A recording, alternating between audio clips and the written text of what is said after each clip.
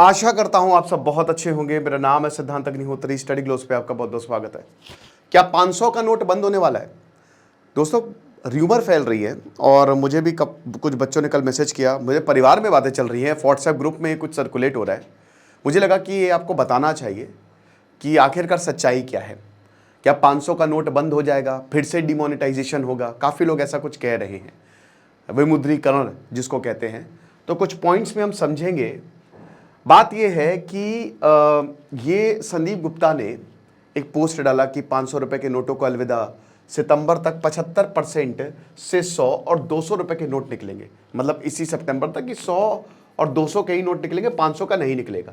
अगले साल मार्च तक 90% तक, यानी कि एक साल के अंदर अंदर आरबीआई जो है वो 500 के नोटों को विड्रॉ कर लेगी। फिर यहाँ पे वो एमिनेंट की by 500 rupees currency note, 75% dispense rupees 100 and 200 note by September end this one. एक तो जो ब्लू टिक है ना यार, ये मुझे बिल्कुल सही नहीं लगता है। पहले बहुत सही था कि आप एक मुकाम पे पहुंचे तब आपको ब्लू टिक मिलेगा। अब तो आप बस पैसा दो, चाहे इंस्टा हो चाहे, तो आप ब्लू टिक खरीद सकते हो। तो that's not good at all.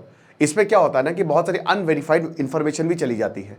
Anyway, तो अब इसकी सच्चाई क्या है? सच्चाई ये है कि भाई, पहली बात, इस तरीके के र्यूमर्स पे ध्यान ना दें।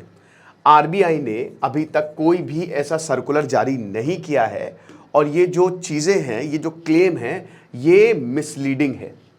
कोई 500 रुपए का नोट नहीं बंद होने वाला है, कोई डिमोनेटाइजेशन नहीं होने वाला है, ना ही आरबीआई इसको डिसकंटिन्यू करने वाली है। तो ये रिपोर्ट में छपा है। सारे बड़े नोट थोड़ी ना बंद कर देगी मेरे भाई। 100 और 200 के जो एटीएम की बात है, देखिए एटीएम में बात क्या है कि ये आरबीआई का कोई, पहली बात, ऐसा सर्कुलर नहीं है। दूसरी चीज ये है ना कि जो 100 और 200 के नोट्स हैं वो निकलते नहीं है एटीएम से। आपने अक्सर देखा होगा, जब आप 10,000 रुपए निकालो, 15,000 रुपए निकालो, तो पूरे 500 के नोट निकलते हैं। तो इसकी वजह से चेंज की काफी ज्यादा दिक्कत आती है, छुट्टे की दिक्कत आती है। ठीक है, तो बस यही एक्सरसाइज है कि 100-200 के नोट्स को ज्यादा से ज्यादा बढ़ाइए ताकि लोगों को छुट्टे भी मिल पाए। ऐसा कोई भी आरबीआई का प्लान नहीं है जिससे ये, क्योंकि इससे पैनिक मच सकता है। दोस्तों, अजीबोगरीब र्यूमर्स फैल रही हैं। कुछ जगह तो 10 का सिक्का नहीं चलता है, कुछ जगह जो 1 रुपए का छोटा सिक्का होता है वो नहीं चलता है। मैंने पूछा भाई इसमें क्या प्रॉब्लम है? कहता नहीं फर्जी है। मैंने कहा क्या मतलब, क्या कैसे पता है फर्जी है?